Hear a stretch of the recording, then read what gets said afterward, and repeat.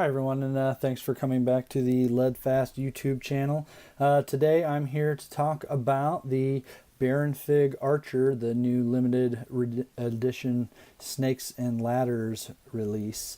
So this is the first one in their limited edition Archer series that's available to subscribers first, and then maybe about a week later, once they figure all the subscribers have gotten theirs, then they put them on the website. These just launched on the website, I think, last night. That would be Monday night, the 20th of March. So yeah, so this is the Archer. If you have ever used the original Archer, I think what they're calling the classic Archer, you'll recognize the tube. I have taken the pencils out of this tube because I didn't want them rattling around, because I have used quite a few of these. So, but anyway, yeah, so it says Snakes and Ladders, limited edition. Ancient philosophy teaches us that every journey involves climbs and falls. The creative journey is no different.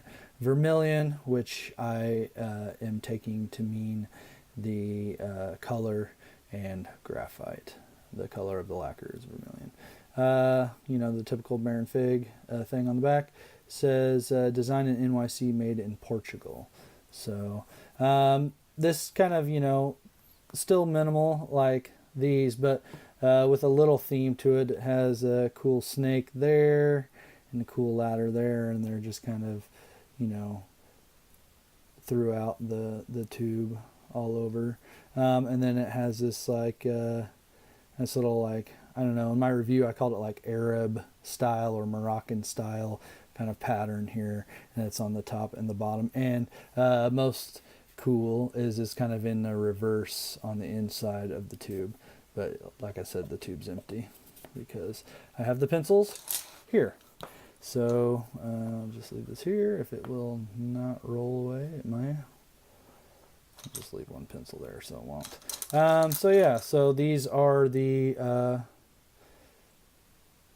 Snakes and Ladders pencils. So this is kind of like an orangey red, vermilion, I guess, and this, I call it like a black cherry red or like a dark cherry red in dip.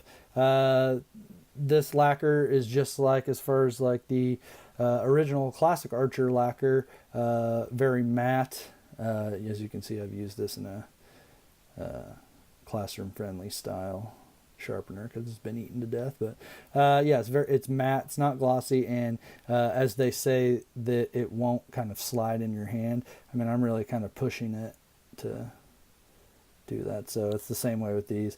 I do like that a lot about these pencils. The lacquer is a little bit matte and a little bit grippier.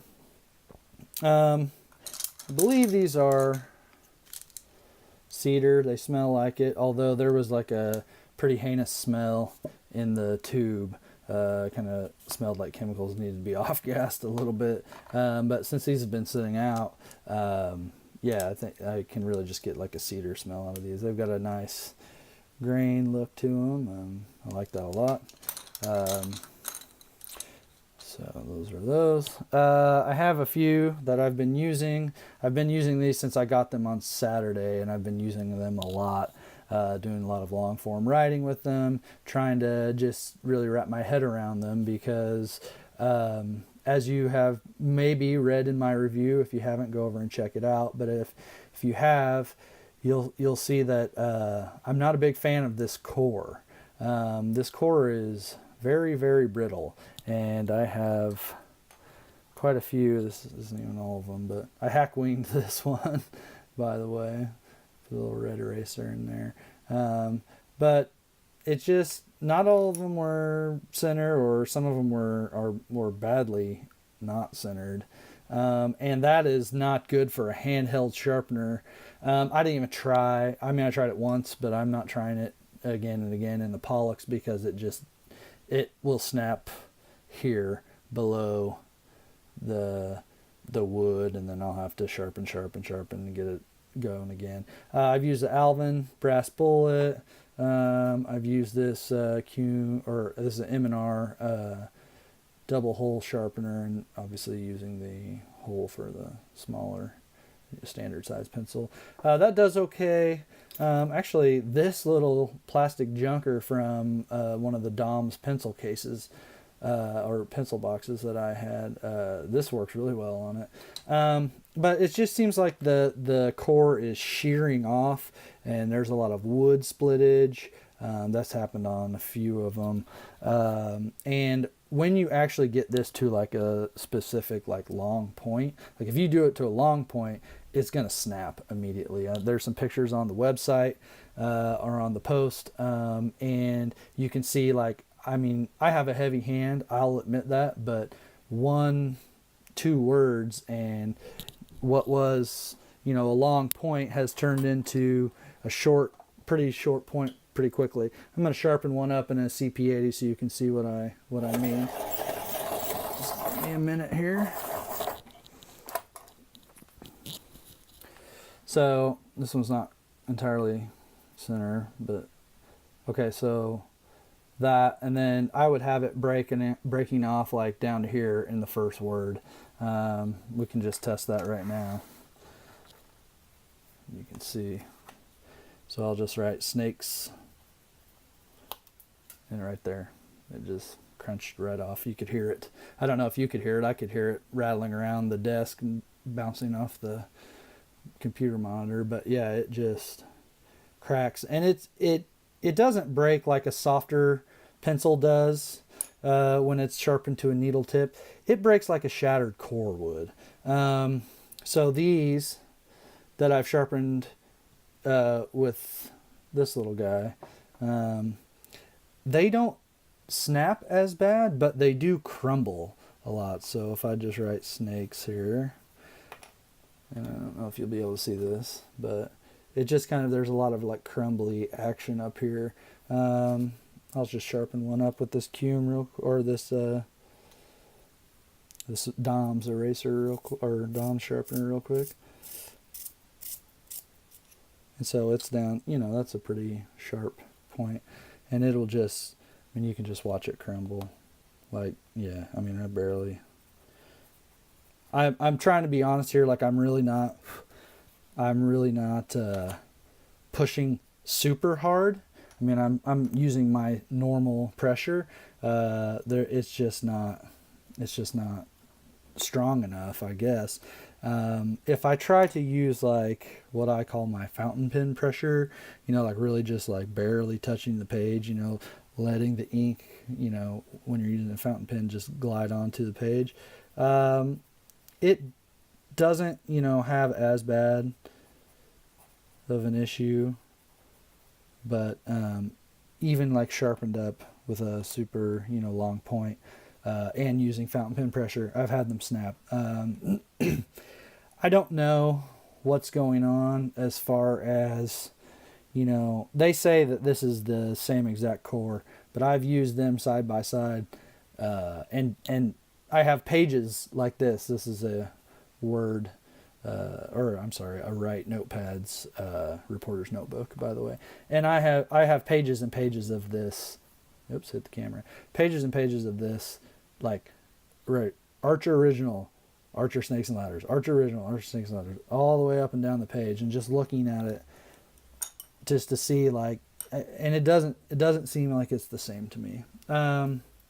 So it's possible that it's just a bad batch, that I got a bad batch, or that, you know, they say that these are made in Portugal, right? So it's not like they can just, I said this in the review, but it's not like they can just go over there and check and, you know, see like, you know, is the pencil good? You know, it's not like hanging out at Musgrave or something and getting your pencils made. I don't know how it all works, but I really honestly cannot recommend these pencils if you want to like use them as pencils. If you are a collector and you like stationary stuff and you like Baron Fig and you like the beautiful stuff that they make, then absolutely they're worth it. They're cool to look at. If you're luckier than I am and you get some that aren't shattered or aren't crumbly, I hope that's the case. But But I have a sneaking suspicion because I've talked to a few other people that have gotten theirs early, and they have said the same thing. So it's unfortunate because I really love everything about this except for the one thing that matters, and that's the core. And I really love everything about this so much that I like am going to sharpen every single one of these and like look for that like white whale in there that's just like perfect, and then like savor that one if I indeed find one. That'd be great. The problem with pencils though is each one is always going to be different, and you can't know without using it. So it's not like testing a pen. They can write with a pen and then put it away, and it doesn't seem like it's been written with.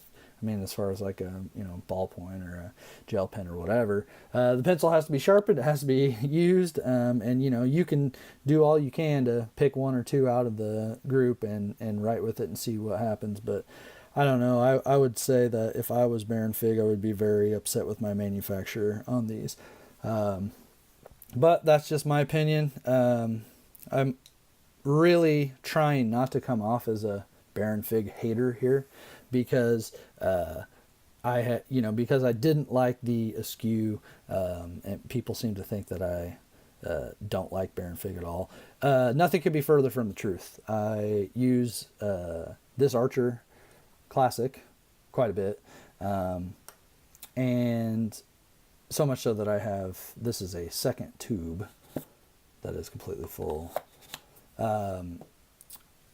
I use the Confidant every day, every single day, for work, and I write my long form journal entries in a Vanguard. So I use their stuff and love their stuff, and I'm not going to stop using their stuff.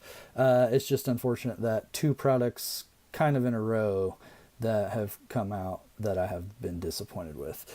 So like I said, if you are a completist and you want to kind of check these out, it's definitely worth checking out. I'm not sure if you don't like the original Archer, then these aren't going to be for you. That's for sure. These definitely I just can't recommend them. I hope that their manufacturer figures it out. And if the next pencils are exactly like the Archer, the original Archer, I'll be happy with them. But these, although they said they're supposed to be, I don't believe are. So anyway, so that's it. If you like the video, please give me a thumbs up.